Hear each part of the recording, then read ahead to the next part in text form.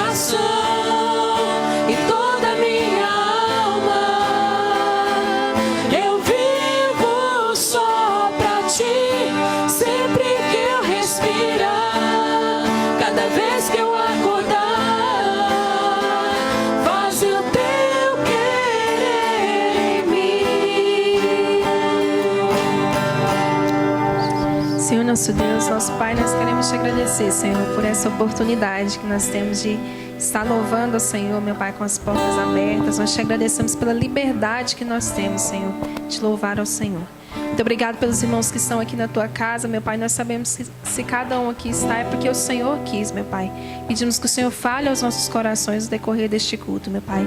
Que o Senhor não permita que nós venhamos a sair deste tempo, meu Pai, da mesma forma que entramos. Nós possamos sair transformados pelo Teu Espírito Santo, Senhor. Muito obrigado pelos irmãos que devolveram seus dízimos, suas ofertas. Que o Senhor continue, meu Pai, a abençoar cada servo Teu. Que o Senhor não permita que venha faltar nada no lar destes irmãos, Senhor. Sustente a cada um deles, meu Pai, a cada dia e também a todos os seus familiares, Senhor. Continue falando conosco, essa é a nossa oração em nome de Jesus. Amém. Primeira carta a Timóteo, capítulo 2, versículos de 1 a 7. Assim nos diz a palavra do Senhor. Antes de tudo, pois, exorto que se use a prática de súplicas, orações, intercessões, ações de graças, em favor de todos os homens, em favor dos reis e de todos os que se acham investidos de autoridade, para que vivamos vida tranquila e mansa, com toda piedade e respeito. Isto é bom e aceitável diante de Deus, nosso Salvador, o qual deseja que todos os homens sejam salvos e cheguem ao pleno conhecimento da verdade. Porquanto há um só Deus e um só mediador entre Deus e os homens, Cristo Jesus, homem, o qual a si mesmo se deu em resgate por todos. Testemunho que se deve prestar em tempos oportunos. Para isto fui designado, pregador e apóstolo, afirmo a verdade, não minto, mestre dos gentios na fé e na verdade. Feche seus olhos, curve suas cabeças, vamos orar ao nosso Deus nesse instante. Senhor nosso Deus, nós somos gratos a Ti, ó Pai, pelo privilégio de poder escutar, meditar na Tua palavra, Senhor. Usa-me, ó Pai, como instrumento em Tuas mãos, para transmitir a verdade desta palavra ao coração de todos aqueles que aqui se fazem presentes. Fala aos nossos corações, ó Pai, e conceda a cada um de nós o precioso dom da fé, sem o qual é impossível agradarmos a Deus. E que por esta fé nós possamos receber de bom grado a palavra de Deus que será pregada nessa noite. É o que nós te pedimos, em nome do nosso Senhor Jesus. Amém. Meus irmãos, nós estamos então fazendo a exposição bíblica da primeira carta a Timóteo já há alguns domingos. Só que a título de recapitulação com os irmãos, a primeira carta a Timóteo foi escrita pelo apóstolo Paulo da região da Macedônia, possivelmente da cidade de Filipos, na data aproximada de 63 depois de Cristo. Timóteo era filho na fé do apóstolo Paulo. E por essa razão que Paulo então escreve 2 cartas a esse seu filho querido, a esse seu discípulo amado. O intuito do apóstolo Paulo, ao escrever as suas cartas a Timóteo, era consolar, orientar e principalmente instruir Timóteo, como jovem pastor que ele era, nas inúmeras dificuldades e desafios que esse jovem pastor haveria de enfrentar na igreja em Éfeso. Igreja essa que estava sob a supervisão, sob os cuidados do nosso querido Timóteo. O principal tema, então, dessas 2 cartas de Paulo a Timóteo, meus irmãos, é a orientação, a instrução do apóstolo Paulo a Timóteo, a fim de que Timóteo cuidasse bem das suas ovelhas e não permitisse que os falsos mestres, que os falsos ensinos, que já naquela época estavam sendo disseminados, viessem então a contaminar o povo de Deus que estava ali na cidade de Éfeso, sob os cuidados de Timóteo como pastor. Pois bem, meus irmãos, até o presente momento nós já estudamos aí o capítulo 1 dessa primeira carta. Dividimos esse capítulo 1 em diversas partes, em diversos trechos, para facilitar o nosso aprendizado. E hoje, o texto que vai nos servir de base é o texto do capítulo 2, versículos de 1 a 7. Esse trecho, meus irmãos, aqui na minha Bíblia, ele tem o seguinte título: A prática da oração por todos os homens, um só mediador. Talvez nas Bíblias dos irmãos hajam aí títulos um pouquinho diferentes, mas, de certa forma, esse título que eu citei resume o conteúdo da mensagem contida nesses versículos de 1 a 7. A prática da oração por todos os homens, um só mediador. Nós vamos então fazer a leitura desses versículos novamente, um por um, e à medida que nós formos fazendo essa leitura, nós então faremos aqui os devidos comentários e veremos o que Deus tem a falar aos nossos corações com base nesse texto da primeira carta a Timóteo, capítulo 2, versículos de 1 a 7. Volte seus olhos para o texto bíblico novamente, acompanhe comigo a leitura. Os primeiros 2 versículos. Antes de tudo, pois, exorto que se use a prática de súplicas, orações, intercessões, ações de graças em favor de todos os homens, em favor dos reis e de todos os que se acham investidos de autoridade, para que vivamos vida tranquila e mansa, com toda piedade e respeito. Pois bem, meus irmãos, a primeira instrução, irmã Elciene, que a palavra de Deus nos traz nessa noite, com base nessa carta que foi escrita pelo apóstolo Paulo ao seu filho Timóteo, é a necessidade da oração. E a oração aqui nesse texto, meus irmãos, ela é mencionada, irmã Maria de Jesus, sob diversos aspectos. A oração aqui nesse texto, meus irmãos, ela é citada das seguintes formas. Primeiramente, prática de súplicas. O que são as súplicas, meus irmãos? As súplicas nada mais são do que os nossos clamores, do que os nossos pedidos de oração, certo? Paulo está ensinando aqui a Timóteo, Paulo está dizendo a Timóteo, ó Timóteo, eu quero dizer a você que aí na sua igreja, na cidade de Éfeso, que você estimule os irmãos na prática de súplicas, na prática de orações, na prática de intercessões, na prática de ações de graças em favor de todos os homens. Então o que o apóstolo Paulo está dizendo para nós aqui é que a oração na vida da igreja, ela é essencial.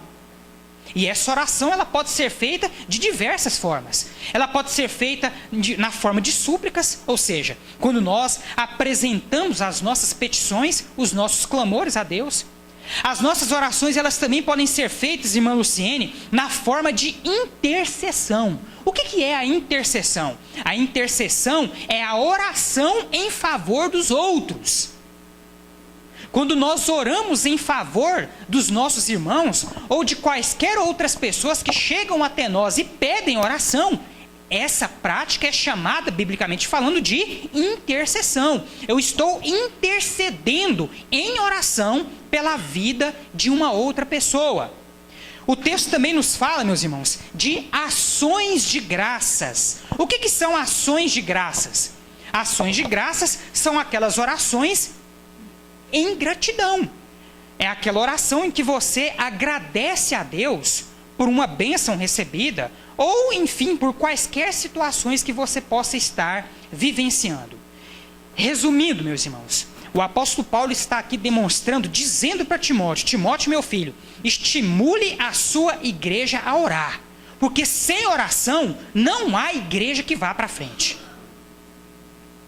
Não é à toa, meus amados, que nós aqui na nossa igreja, nós enfatizamos tanto a necessidade da oração. Quer ver o tanto que nós enfatizamos a necessidade da oração, irmão Sebastião? Nós, de segunda a sexta-feira, a partir das 6h40 da manhã, o que nós temos aqui na nossa igreja? Oração, falando com Jesus. Quarta-feira, meus irmãos, nós temos um culto específico na nossa igreja, que é um culto de estudo bíblico e oração. Nesses cultos de quarta-feira, como eu disse aqui nos nossos avisos, nós damos aos irmãos a oportunidade de fazerem os seus agradecimentos, de fazerem os seus pedidos. Aqueles que às vezes querem compartilhar com a igreja um testemunho de vida, nós damos a você a oportunidade. Além dos cultos de quarta-feira e do Falando com Jesus, meus irmãos, nós trimestralmente, se bem que eu estou estudando a hipótese de, ao invés de ser trimestral, de nós fazermos bimestralmente, nós temos aqui vigílias de oração. A última vigília que nós tivemos aqui, sob a direção do nosso grupo Ebenezer, apesar do número pequeno de irmãos, mas a vigília foi uma bênção, meus amados. E tudo isso por quê? Porque onde há oração, aí há a bênção de Deus. Não tem como ser o contrário. Uma das razões, meus amados, pelas quais a igreja apostólica, a igreja neotestamentária cresceu vertiginosamente, foi justamente a dedicação e o comprometimento daqueles irmãos e daqueles líderes há 2000 anos atrás com a oração. Enquanto os apóstolos e os líderes às vezes estavam sendo presos, estavam sendo apedrejados, estavam passando por duras provações, a igreja estava reunida, orando. A oração, meus irmãos, na vida da igreja, ela é fundamental. E nesse ponto, meus irmãos, nós precisamos reconhecer que nós precisamos nos dedicar e nos comprometer muito mais. Eu, como pastor, posso dizer isso claramente, meus irmãos. Desde que eu cheguei na Igreja Batista, trabalhei primeiramente durante 6 meses na primeira Igreja Batista ali com o pastor Carvalho. Lá na primeira igreja eu já observava isso. Depois, trabalhei durante 4 anos como vice-presidente na Igreja Batista do Jardim Presidente, hoje sob a liderança do pastor Vanderlei. Hoje estou aqui na segunda Igreja Batista, já no final do ano vai fazer 3 anos que eu estou aqui. E meus irmãos, todas as igrejas pelas quais eu passo, eu posso dizer a mesma coisa. Como o crente tem dificuldade de orar. Culto de quarta-feira, meus irmãos, que nós dedicamos à oração, nós podemos contar aqui no máximo 15, 20 pessoas nos nossos cultos de quarta-feira. Eu posso dizer para os amados irmãos aqui, sem medo de errar, o nome das pessoas que estão aqui toda quarta-feira. Porque são praticamente as mesmas pessoas, né, irmã Edinete? As mesmas pessoas. Nós sentimos falta muito de vários irmãos que não estão aqui nas quartas-feiras. E não estão aqui nas quartas, não estão aqui também no Falando com Jesus pela manhã orando. E eu espero, meus irmãos, que pelo menos em casa os irmãos estejam orando. Porque vida cristã sem oração é sinônimo de fracasso completo.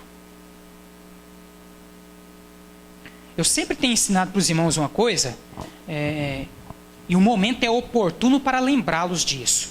Nós temos o costume de chamar Deus de Pai, não é verdade? Mas qual filho na face da terra que passa um dia sequer sem falar com seu pai? E se passa, é motivo ou não é para o pai se preocupar? Se você, como pai, não admite que o seu filho fique um dia sequer sem falar com você, e se porventura ele ficar, você vai correr atrás para saber o que está acontecendo, por que nós, como filhos de Deus, nos achamos no direito de ficar sem falar com o nosso pai um dia sequer? Como é que nós falamos com Deus? Como é que nós falamos com Deus, meus irmãos? Pela oração, meus amados. Como é que você acha que Deus se sente olhando para você lá do alto e vendo lá, meu filho, eu estou esperando a hora que você vai conversar comigo? E aí vem a manhã, vem a tarde, vem a noite, você deita, dorme como se nada tivesse acontecido. A oração, meus irmãos, nós aprendemos nessa última quarta-feira, estudando o Salmo de número 91, que uma das melhores formas de nós termos intimidade e comunhão com Deus é justamente através do quê? Da oração.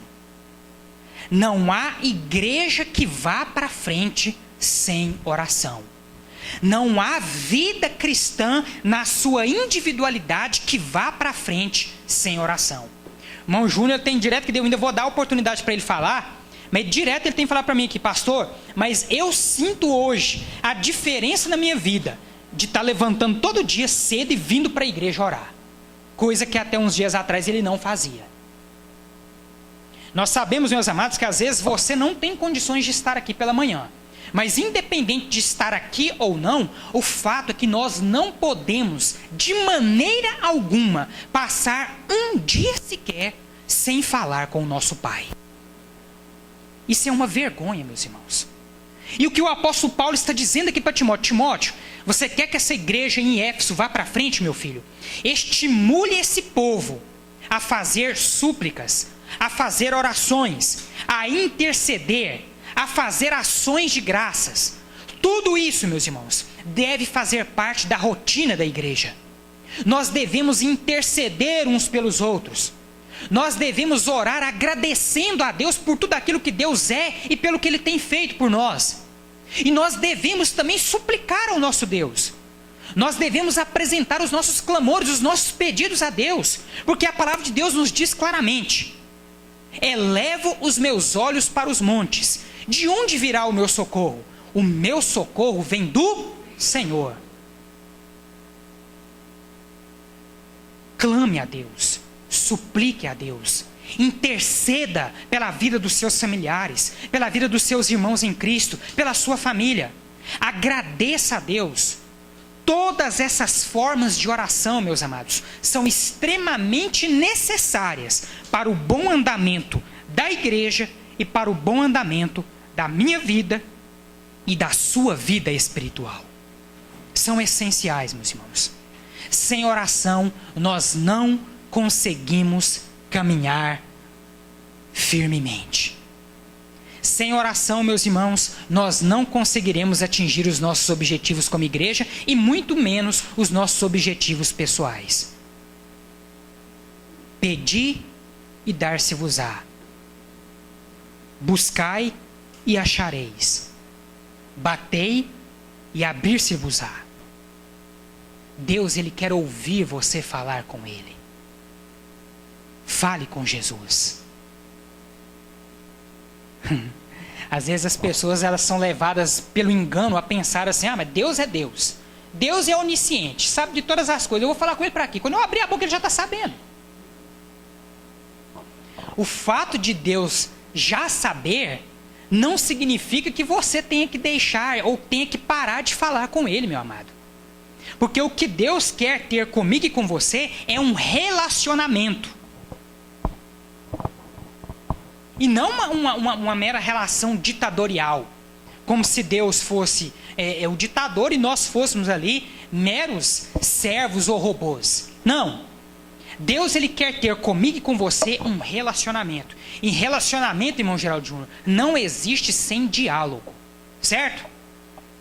Nós não podemos falar, minha irmã, em relacionamento sem diálogo. Como é que eu posso falar que eu me relaciono com alguém sem conversar? Como é que eu posso dizer que eu me relaciono com Deus sem falar com Ele, irmã Ednete? Tem como? Não tem como. Por isso, meus amados, esforce-se cada vez mais para participar de todas as programações que dizem respeito à questão de oração. E se você por algum motivo não puder estar aqui, que nós possamos ter notícias da sua oração onde quer que você esteja. Porque a oração, meus irmãos, além de servir para o desenvolvimento espiritual da sua vida e da igreja, ela é também um excelente testemunho de vida para aqueles que a fazem. Como eu acho bonito, meus irmãos, chegar na casa de alguém e às vezes as pessoas vierem e falarem assim: espera só um pouquinho que ele está orando. Como é bom para a gente chegar na casa dos irmãos e saber que você está se dedicando a essa disciplina bíblica.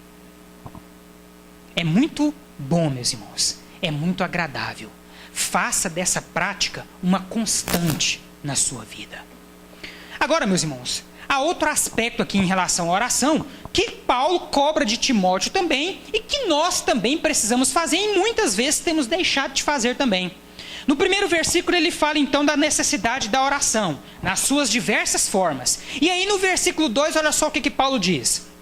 E essa oração, Timóteo, ela deve ser feita em favor de todos os homens, mas também em favor dos reis e de todos os que se acham investidos de autoridade, para que vivamos vida tranquila e mansa, com toda piedade e respeito.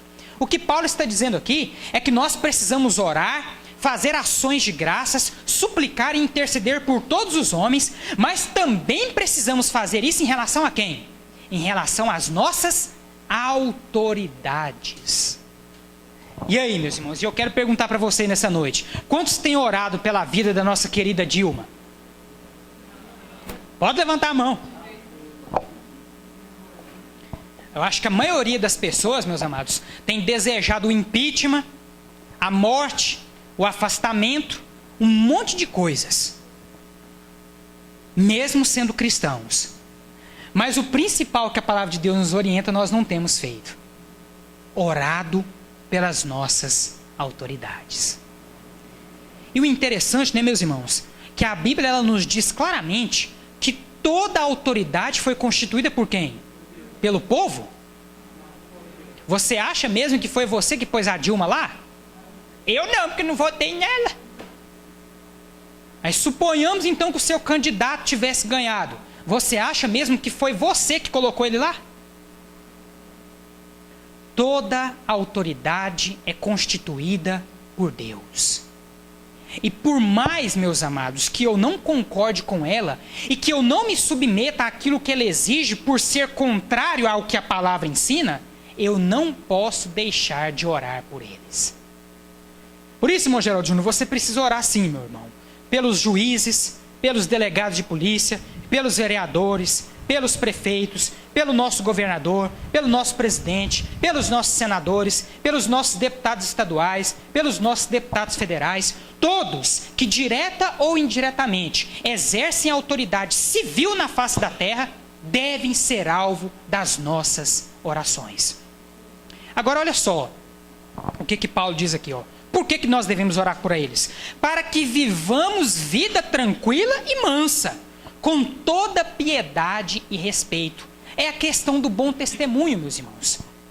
Quando nós oramos, intercedemos em favor das pessoas, nós com isso estamos dando bom testemunho como cristãos.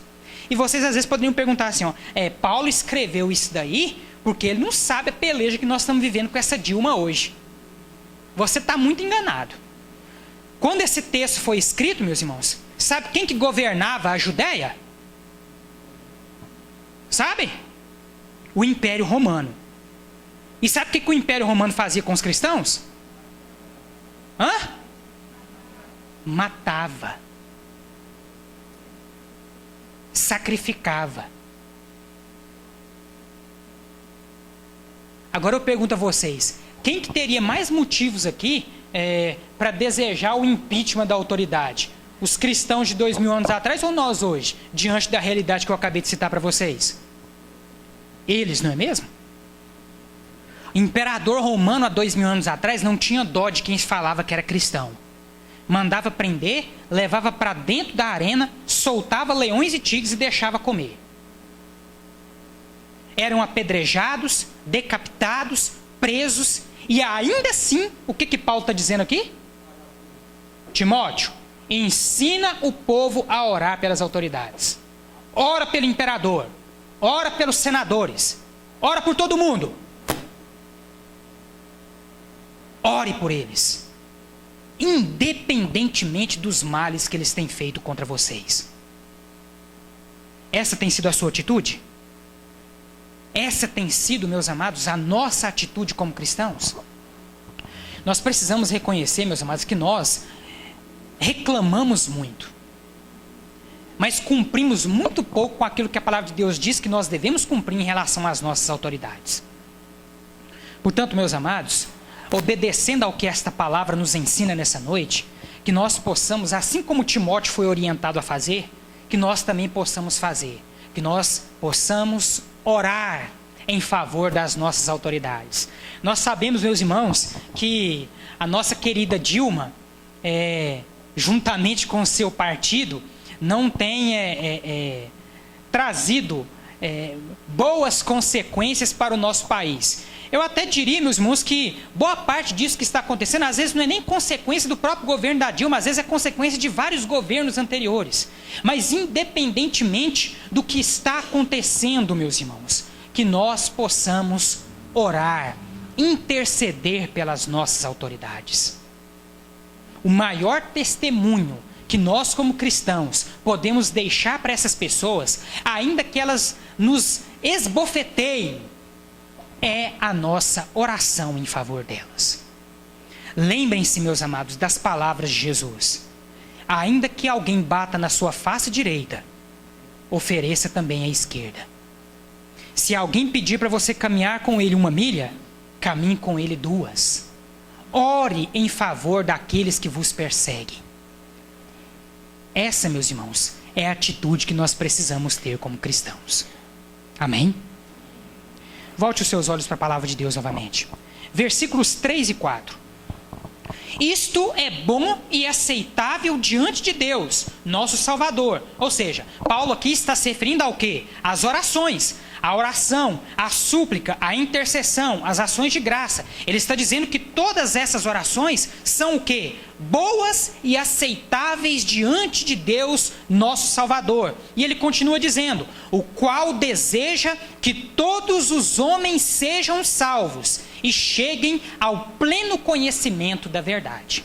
Meus amados, independentemente do indivíduo ser rei, ser governador, ser presidente, todos são alvo da graça de Deus. Se serão salvos ou não, não cabe a mim e a você decidir. Mas todos são alvo da graça de Deus. Jesus Cristo, irmão Odair, quando morreu na cruz do Calvário, ele conquistou a redenção para a raça humana. Sabemos, meus irmãos, que muitos são chamados, mas poucos são os escolhidos. Sabemos, meus amados, que muitos, às vezes, por conta da dureza do seu coração e da condição pecaminosa em que se encontram, não poderão desfrutar dessa salvação. Mas que a graça de Deus é rendida em favor de todos, isso nós não podemos negar. O desejo de Deus, o sentimento no coração de Deus, e também no meu coração, e eu creio que no coração da maioria dos irmãos, é que todos sejam salvos. Todos serão salvos? Não. Mas o desejo do coração de Deus e o desejo do meu coração é que todos sejam salvos. Por isso, meus amados, nós devemos orar em favor das pessoas. Por isso nós precisamos interceder em favor de todas elas, independentemente do cargo que elas ocupam, independentemente daquilo que elas tenham feito contra você ou a favor de você. Ore pela vida dessas pessoas, porque todos são alvo da graça de Deus. Todos, irmão Josimar, todos são alvo da graça de Deus.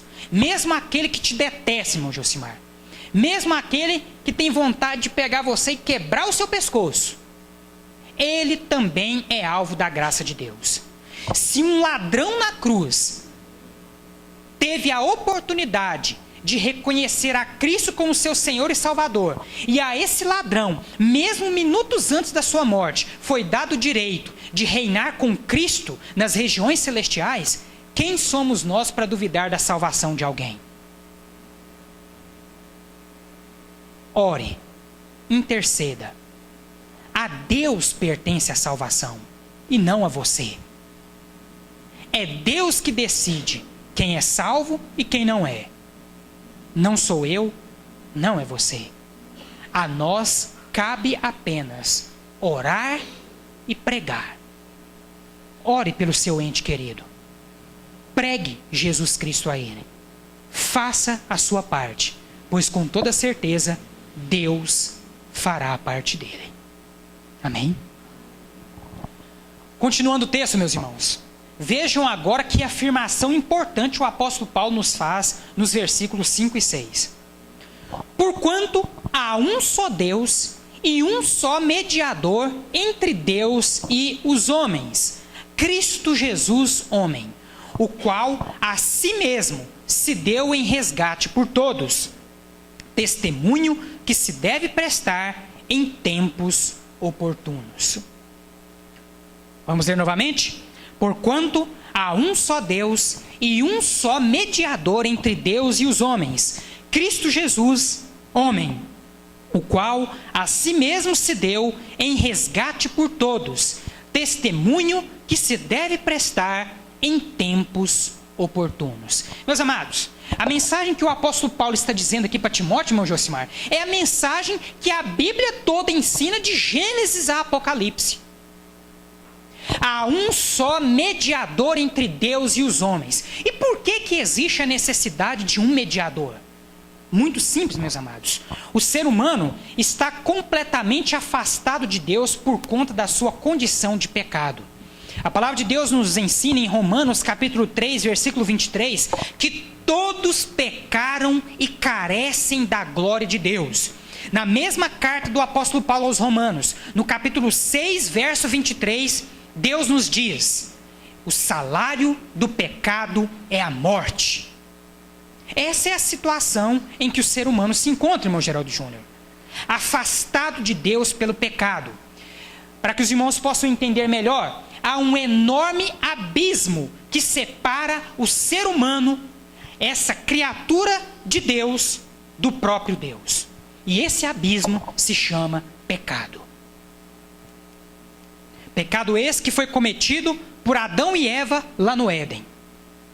Homem e mulher criados à imagem e à semelhança de Deus, que se deixaram seduzir pelos enganos de Satanás, e por conta desse deslize, dessa desobediência, impregnaram toda a raça humana com a maldição do pecado.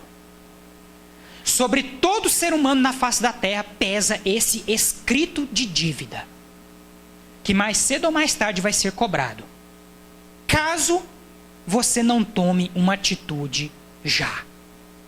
E que atitude é essa? Reconhecer que Jesus Cristo é o único mediador entre Deus e os homens. A necessidade de um mediador, meus irmãos, se deve ao fato desse enorme abismo existente entre a humanidade caída e o Deus Criador. Só há um que pode fazer essa religação entre o ser humano pecador e Deus. Não sei se os irmãos sabem, mas a palavra religião, que muitos às vezes empregam de forma errônea, ela vem do latim religare, que significa religar. Isso porque, meus irmãos, o propósito, pelo menos em tese, de toda religião é fazer o quê? Religar o homem perdido ao Deus Supremo, ao Deus Criador.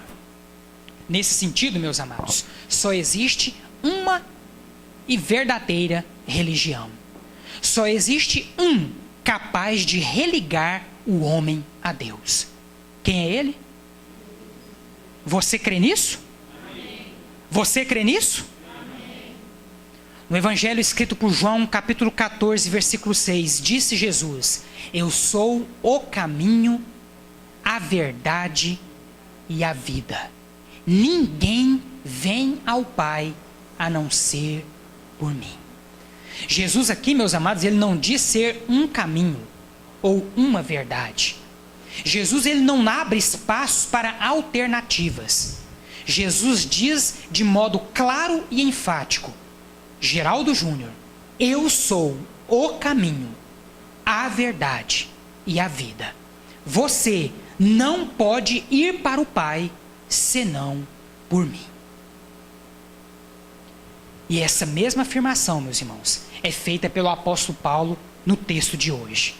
Porquanto há um só Deus e um só mediador entre Deus e os homens, Cristo Jesus, homem, o qual a si mesmo se deu em resgate por todos, testemunho que se deve prestar em tempos oportunos.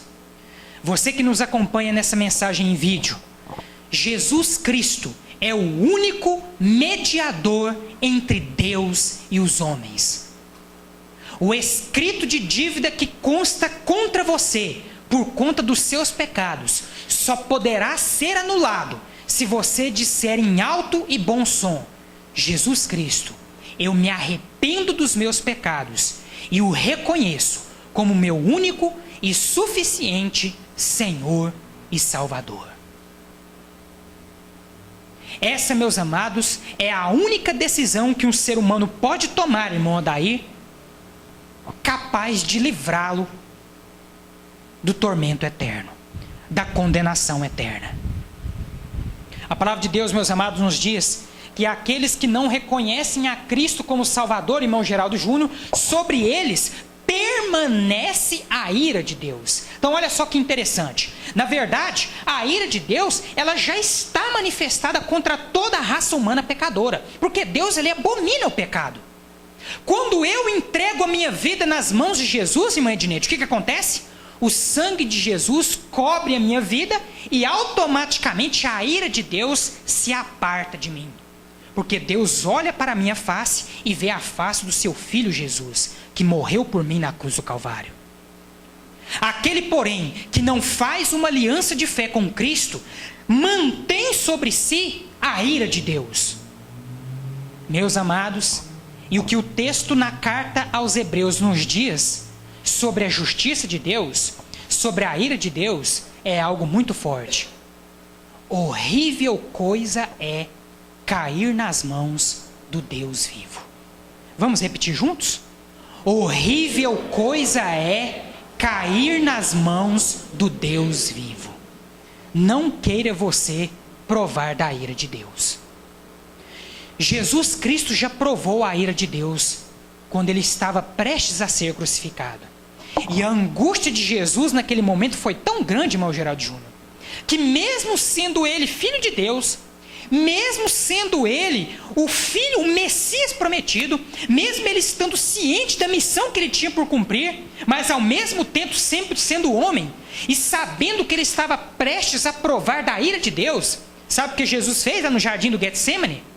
Orou a Deus e pediu: Pai, se for possível, afasta de mim esse cálice, mas que não seja feita a minha vontade, mas sim a tua.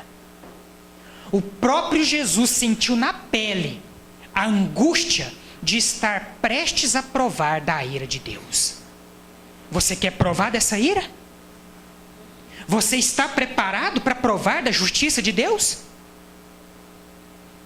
Entrega o teu caminho ao Senhor. Confia nele e o mais ele fará. Sobre você que ainda não entregou sua vida nas mãos de Cristo, pesa um escrito de dívida que mais cedo ou mais tarde será cobrado. E eu quero te dizer uma coisa: Satanás, quando resolve cobrar dívidas, não brinca.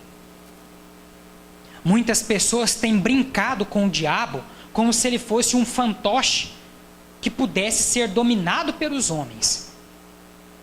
A Bíblia, ao contrário disso, nos ensina que o diabo é um ser espiritual, ao qual foi dado poder, e que não cabe aos homens pelejar contra ele, mas sim ao próprio Deus.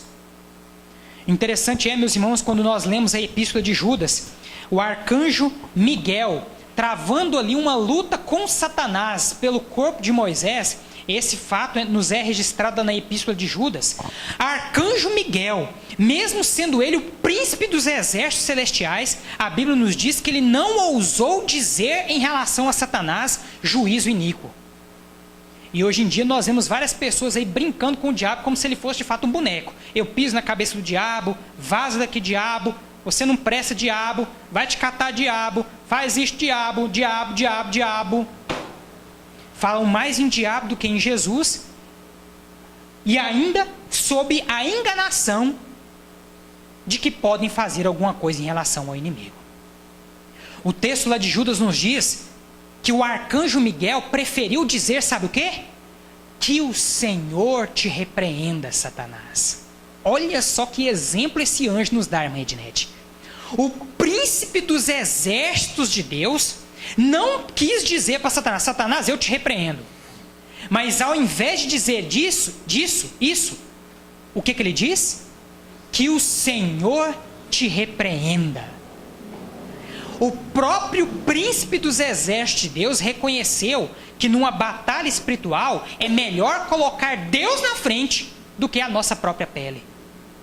E o que tem de gente aí fora, irmã Maria de Jesus, batendo no peito e diz: eu piso na cabeça do diabo.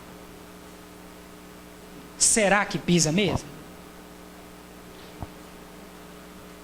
Nós não devemos brincar, meus irmãos, nem com Deus, nem com o diabo, nem com nada que diga respeito a questões espirituais. A palavra de Deus nos diz que de Deus nós não devemos zombar, porque tudo aquilo que o homem semear, isso ele também colherá. Não se brinca com as coisas espirituais, meus amados. Só há um que de fato pode pleitear essa luta por você, e esse alguém é Jesus. E para Jesus lutar por você, você precisa fazer uma aliança de fé com ele. Romanos capítulo 10, versículo 9. Se com tua boca confessares a Cristo como Senhor, e em teu coração creres que Deus o ressuscitou dentre os mortos, então serás salvo. Mateus capítulo 10, versículo 32. Todo aquele que me confessar diante dos homens, eu o confessarei diante do Pai que está nos céus. Porém, aquele que me negar diante dos homens, eu o negarei diante do Pai que está nos céus. Jesus é a única solução para a sua vida. Jesus é a única solução para a minha vida. E é por isso, meus amados, que quando eu tinha 18 anos de idade, eu decidi entregar a minha vida nas mãos de Jesus.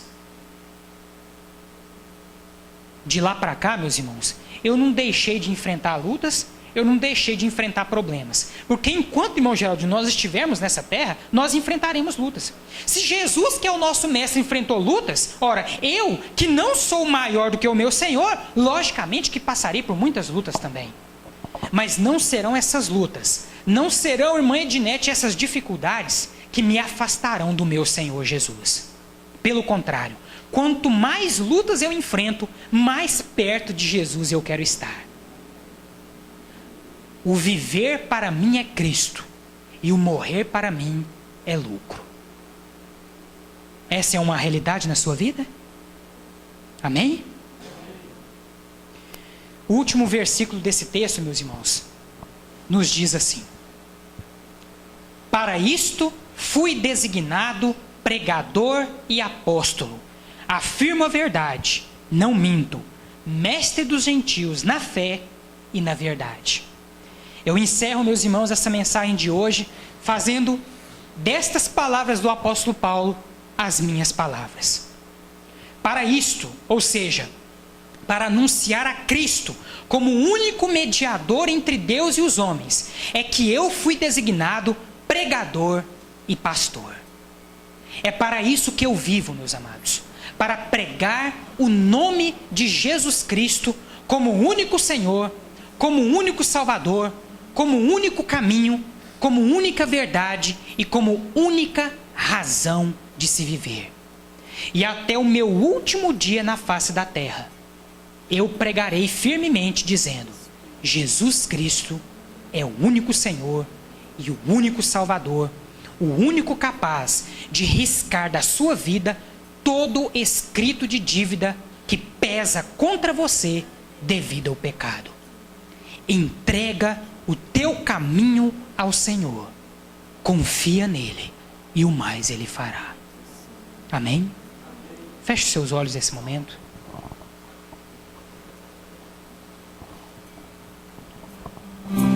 Meus amados, nós não poderíamos encerrar o culto na segunda igreja nessa noite, assim como nós fazemos todos os nossos domingos à noite. Eu não conheço o coração de todas as pessoas que aqui estão presentes, mas Deus conhece o seu coração. E eu não me perdoaria se eu saísse daqui nessa noite sem dar a você a oportunidade de dizer: Senhor Jesus, eu me arrependo dos meus pecados e o reconheço como o único e suficiente Senhor e Salvador da minha vida. Eu não me perdoaria se, antes de concluir este culto, eu não desse a você, que nos acompanha nessa mensagem em vídeo, a oportunidade de orar juntamente conosco, dizendo: Senhor Jesus, eu reconheço que até o dia de hoje eu tenho vivido como se Deus não existisse.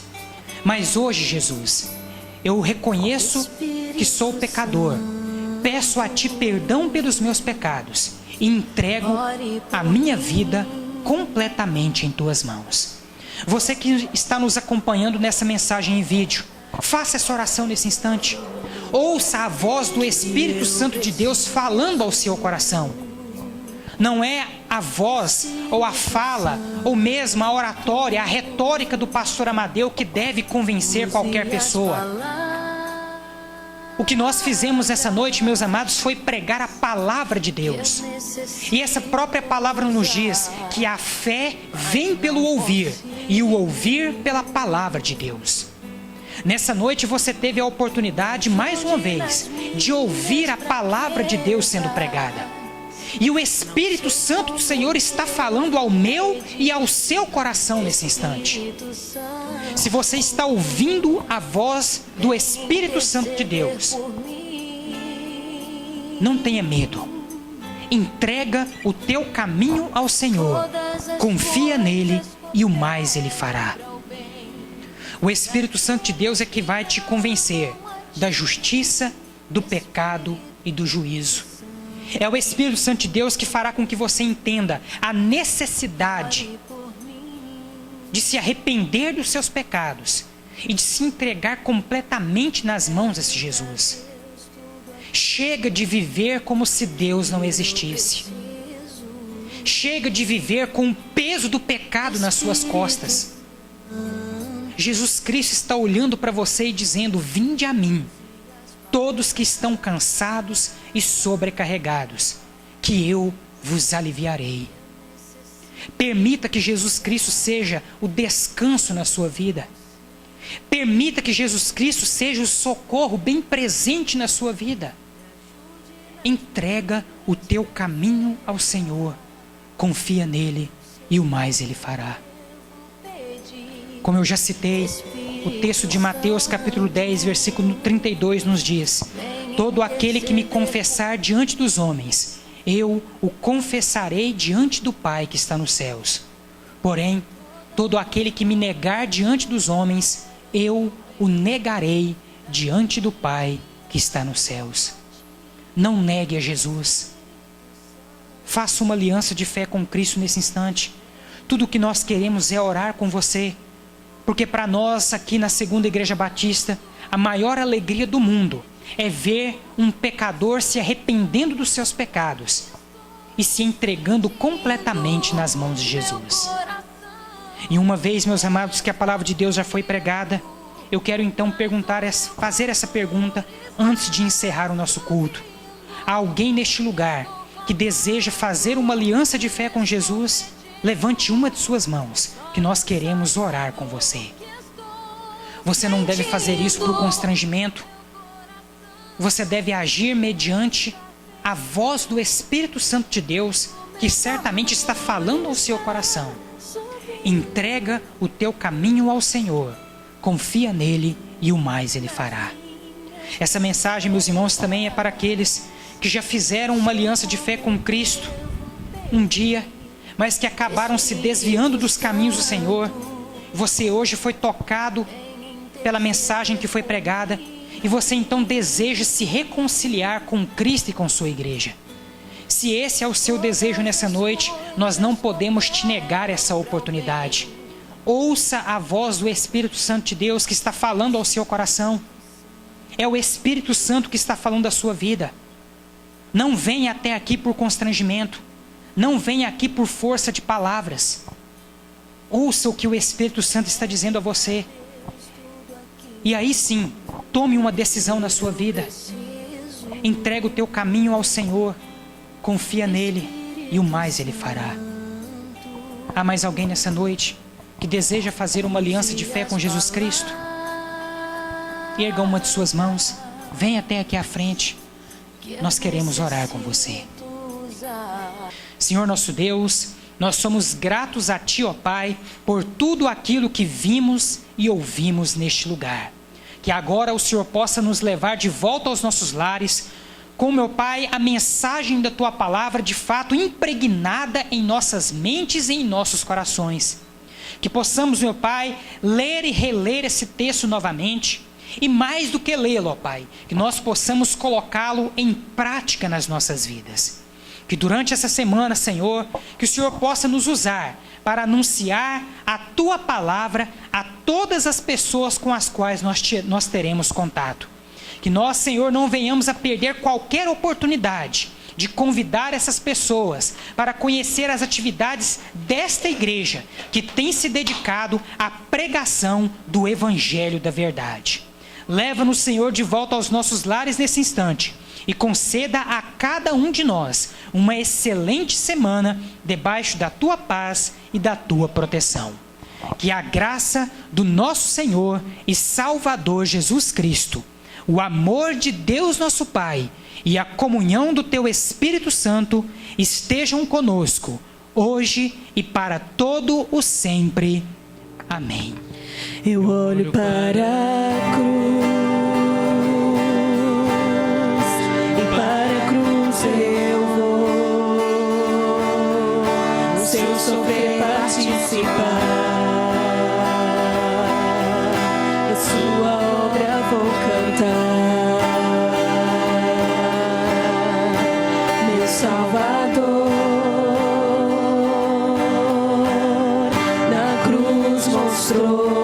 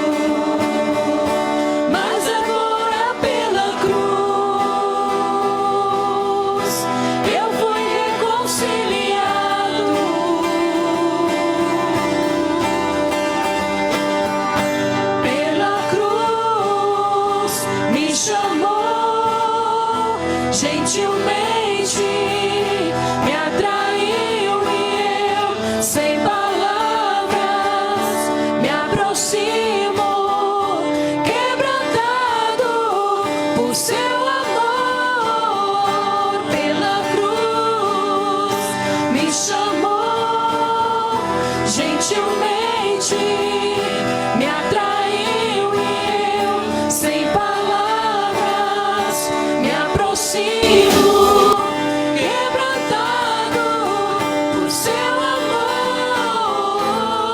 Impressionante é o seu amor.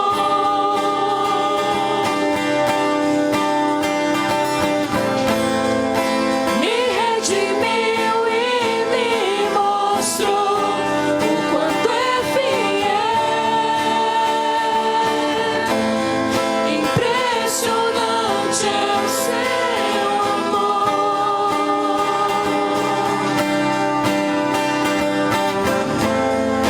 Me redimiu e me mostrou o quanto é fiel. Pela cruz me chamou, gentilmente me atraiu e eu, sem palavras, me aproximo, quebrantado por seu amor. Pela cruz me chamou, gentilmente me atraiu.